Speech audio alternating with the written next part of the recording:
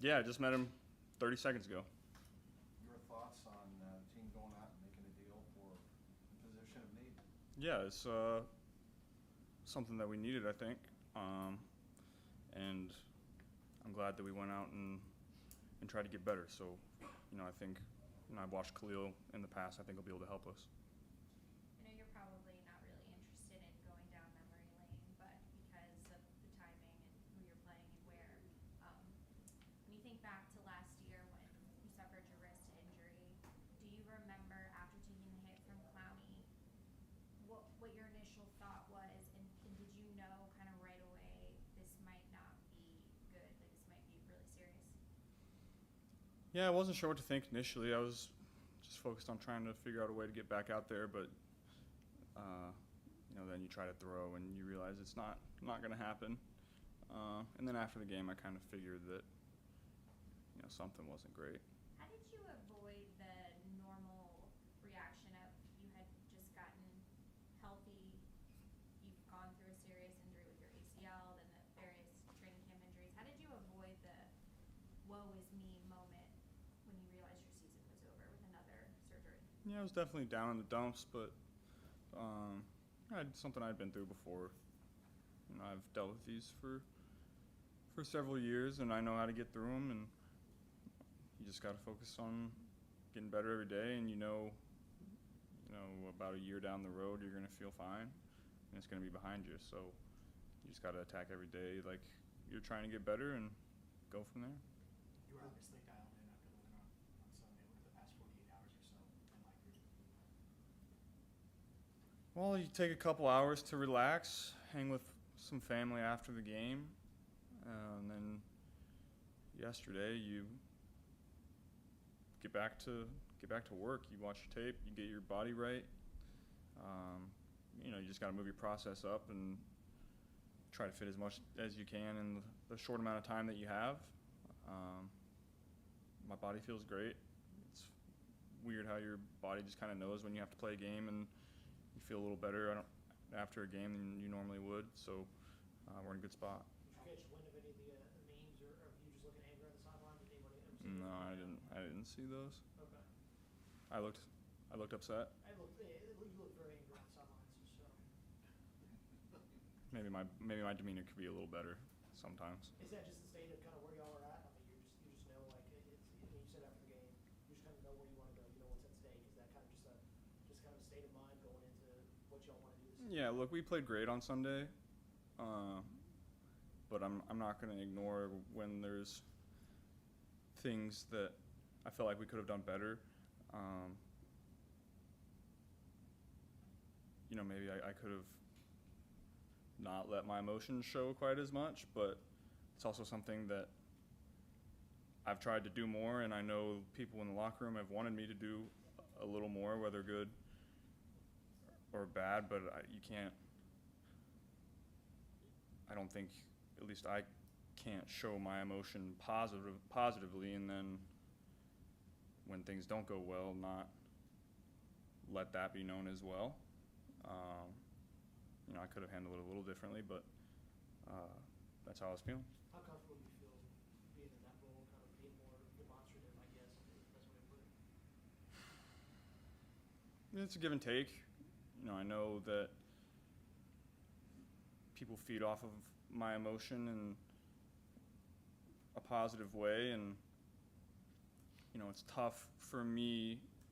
As a quarterback, I think you have to. I play my best when I'm just like this. I'm not, up and down and pissed and then happy and all that. I play my best when I'm just even keeled. So, pick my spots where I feel like I need to say something, whether positive or negative, and at the same time balance what I feel like I need to do to go out and play great. What's the biggest key on a short week for you in getting ready for a team like Baltimore, which obviously there is some benefit because they're in the division? Yeah, that's when you play a divisional opponent on Thursday. It's a team so you can what you're going to see. The patterns of the coverages and the safeties.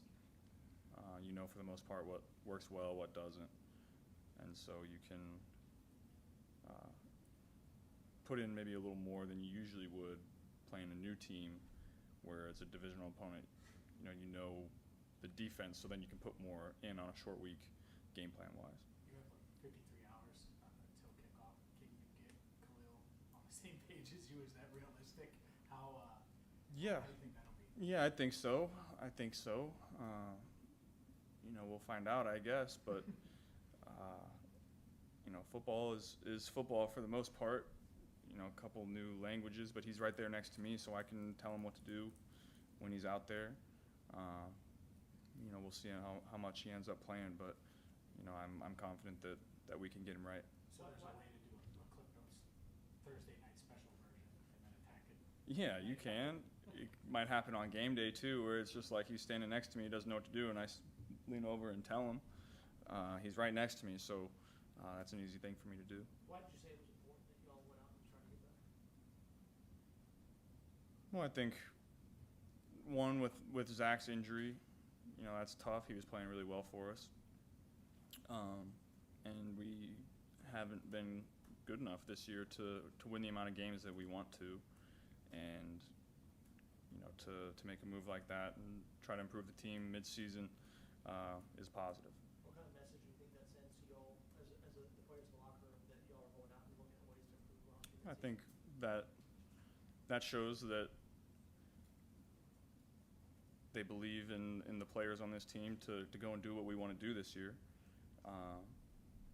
Maybe there was holes here and there, but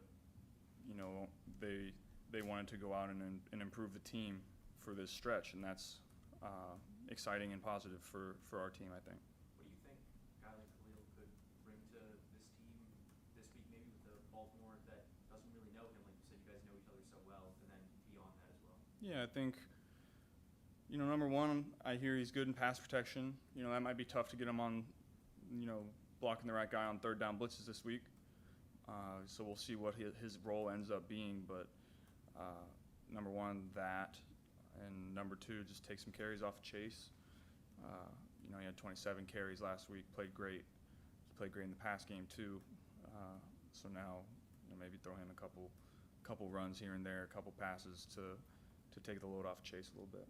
So do you think what you do out of the pocket and climbing the pocket, has that been the key to the red zone success? Just trying to, I'm not saying it's street yard, but I mean, is that what a lot of it is down here? Yeah, you watch across the league, and it's a lot of, when you're down there, it's a lot of quarterbacks making plays. It's tough to draw stuff up to get guys wide open, just because you have 10 yards to work with, and you got to be quick and decisive. And we run concepts that I'm comfortable with, so I know when something's going to come open and when something's not. And I'm always confident in my ability to get out of the pocket and make a play, whether it's run it in or find somebody on the back line. So the classic was to throw to sample, and that's what Dan Pitcher always says, it's okay to break the cardinal sin when you're being smart about it. What did you see about that play that you knew that you weren't going to get, that you couldn't do what you did? Well, Drew was he was blocking. He was blocking the defensive end on the play, and I was able to get around the edge, and Drew, being the smart player that he is, realized that it was a scramble situation, and just went and found a zone for me. So that was a great job by Drew. Does preparation on the week of a Thursday game feel like cramming for a test back in school? Yeah, I mean, today is basically 2.5 days in one.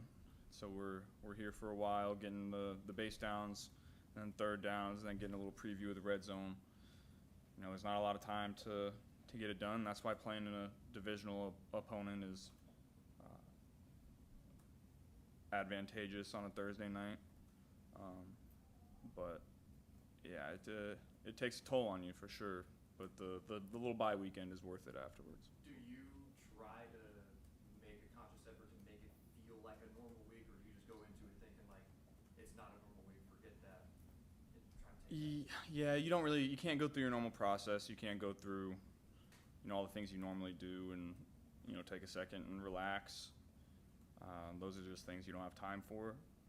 And whenever you're I always have the feeling whenever I'm out there warming up on Thursday before the game, it's like, dang, it's here already.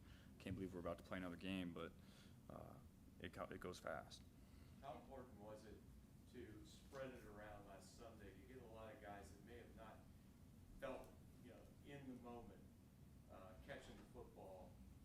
Can that be beneficial for like Thursday night? Yeah, I think so. I have confidence in everybody that steps out there, and we expect everybody that steps foot on the field to be effective and play up to our standard, and I think everybody did on Sunday. It kind of just depends on the team that you're playing. The team on Sunday mixes up their coverages a lot, and so you never know where the ball's going to end up when you play a team like that.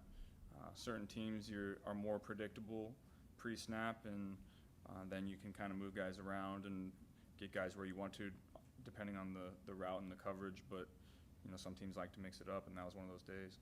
In terms of the roster, kind of where y'all are at going into the season, all of the things that the week 10, you feel like you're in a good enough spot to compete for what you want to compete by the end of the season? Yeah, I feel good about it. There was positive to Sunday was really positive. Our defense played great. Our great players played great. That's what we're going to need going forward. We're going to need our great players to play up to their standard, and we're going to need everybody else to play great as well in their role and find ways to win games. How do you assess? Go ahead. How do you assess how you and the offense as a whole played in the first game against Baltimore? Because on one hand, it wasn't enough to win, but on the other hand, is it realistic to think you can score more than 38 against them? Yeah, we had 2 drives in the first half that we didn't score on, and we didn't convert 3rd and shorts on both of them.